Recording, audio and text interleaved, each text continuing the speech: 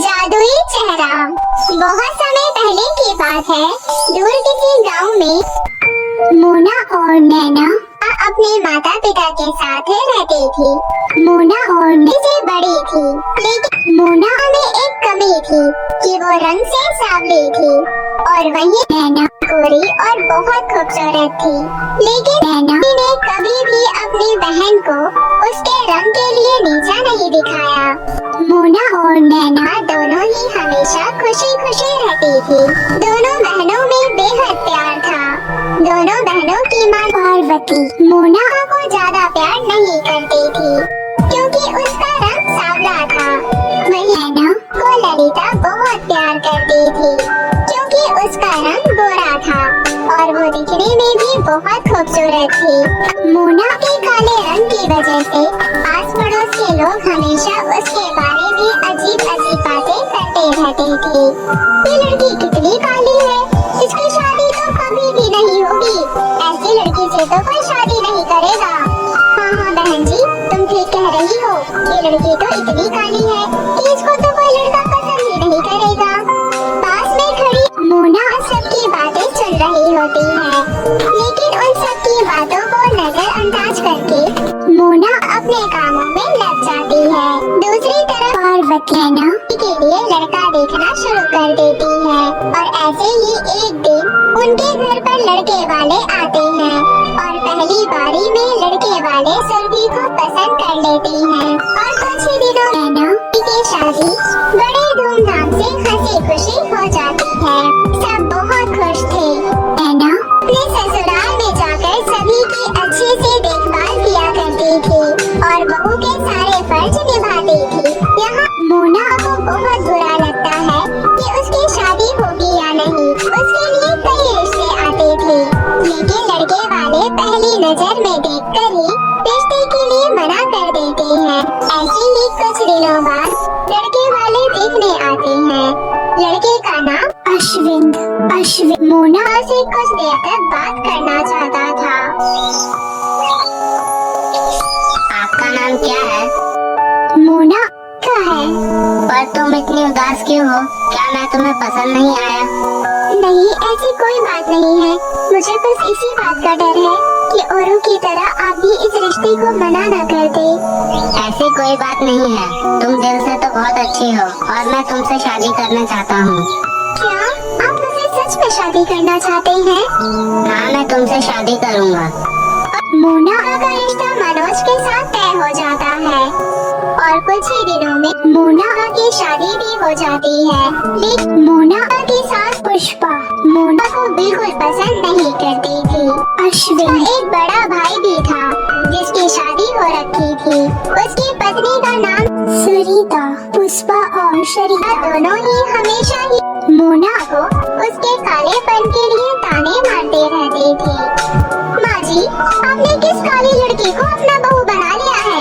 आपको पता है पास की सारी औरतें आप पर कितना मजाक उड़ा रही थी। मैं क्या कर सकती हूँ बहू, जब मेरे बेटे को यही लड़की पसंद आ गई। मोना सब कुछ सुन रही होती है। ओ मनमोही लड़की, यहाँ पर क्या खड़ी है? जा मेरे लिए कॉफी लेकर आ। जी माँ जी, अभी लेकर आई। मेरे लिए भी लेकर आना। फिर मोना थोड़ी देर बाद दोनों के लिए कॉफी बनाकर लाती है और दोनों कॉफी पीते पीते मोना का बहुत मजाक बना रही थी। मोना को बहुत बुरा लग रहा था और वो वहाँ से चली गई। मोना को बिल्कुल भी पसंद नहीं था कि कोई उसके काले रंग की वजह से उसे कोई ताने मारे, पर मोना कुछ कर नहीं सकती थी। नैना एक लड़के को जन्म देती है। नैना मोना और मनोज को भी बुलाती है। थोड़ी देर बाद मोना अश्विन उसके घर पर जाते हैं। नैना की सास मोना को देखते ही कहती है, हाय राम, इतनी काली लड़की है, इससे किसने शादी कर ली काली लड़की से? दीदी, तुम इनकी बातों का बुरा मत मानो। आओ मेरे बेटे को देखो। हाँ हाँ, मैं भी तो देखूं तुम्हारे बेटे को। मोना नैना के बेटे के पास जा ही रही थी कि तभी नैना की सास बोलती है, ए काली लड़की, मेरे पोते को छूना भी मत। कहीं ऐसा ना हो तेरे काले रंग की वजह से मेरा पोता भी काला हो जाए। मोना को बहुत बुरा लगता है। फिर वो रात का खाना खाकर वहाँ से चले जाते हैं। मोना घर आकर सबको खाना देती है और सो जाती है।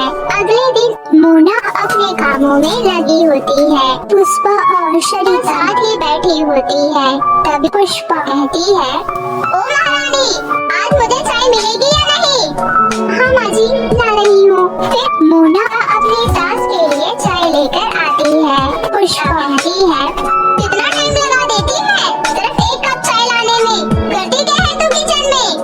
माँ जी, किचन में काम ज्यादा था, इसलिए काम में लगी हुई थी, और आपको चाय देना है ये याद ही नहीं रहा। हाँ जा जा, अब काम में लग जा। फिर मोना झाड़ू लगाने लगती है। तभी पुष्पा कहती है, पता नहीं कब इस कलमुही से मुझे छुटकारा मिलेगा। माँ जी, मैं तो कहती हूँ आप इससे इतना काम करवाओ कि ये परेशान होकर घर छोड़कर खुद ही भाग जाए। तू तो देखती ही है ना कि ये पूरा दिन कामों में ही लगी रहती है, फिर भी नहीं थकती। अब मैं क्या कर सकती हूँ? बेचारी मोना काम करते करते सारी बातें सुन रही थी, लेकिन उसने अपनी सास को कुछ भी नहीं कहा।